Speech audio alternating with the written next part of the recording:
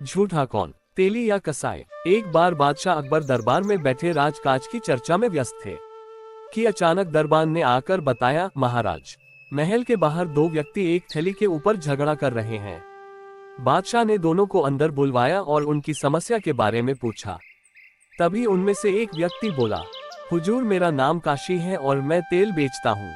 एक दिन यह व्यक्ति मेरी दुकान पर तेल लेने के लिए आया था और तभी मौका पाकर अशर्फियों से भरी मेरी थैली भी अपने साथ ले गया।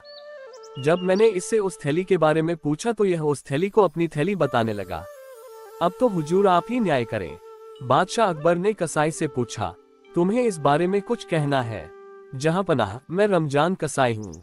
जब यह आज मेरी दुकान पर आया तब मैं आज के बिके हुए मांस से आए अशर्फियों को गिन रहा था कि इसने मेरे हाथ से थैली छीन ली और अब उसे अपनी बता रहा है। हुजूर, मैं गरीब आदमी हूँ, आप मेरी अशर्फियों की थैली मुझे वापस दिलवा दीजिए। दोनों का पक्ष सुनकर बादशाह सोच में पड़ गए कि आखिर सही कौन है, किसके हक में फैसला सुनाए। तब उन्होंने बीरबल से सच पता लगाने के लिए कहा और उन दोनों को बाहर भेज दिया।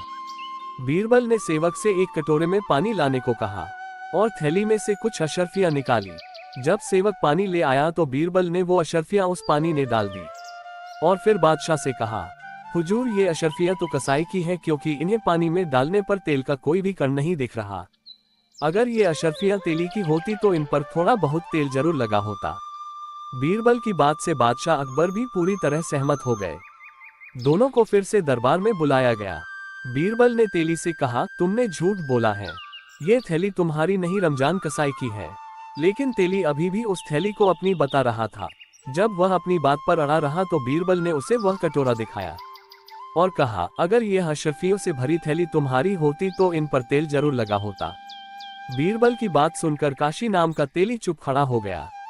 बादशाह ने तेली को झूठ बोलने के जुर्म में कारगर में डलवा दिया और कसाई को उसकी थैली लौटा दी।